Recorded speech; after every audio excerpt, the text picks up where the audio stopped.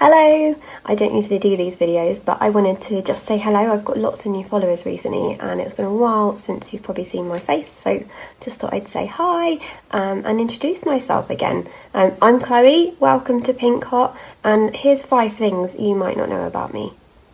I love beading, you probably knew that already, but what you might not have known as my favourite stitches are peyote, right angle weave and crawl.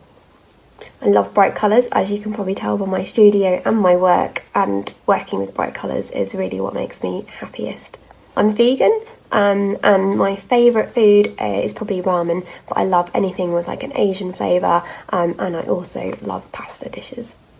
I have a daughter who just turned 5, and she loves doing colouring and crafty stuff, and it makes me so happy that we have that we can share together.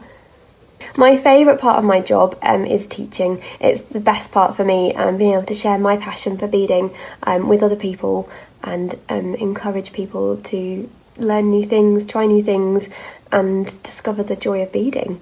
Thanks for listening and happy beading!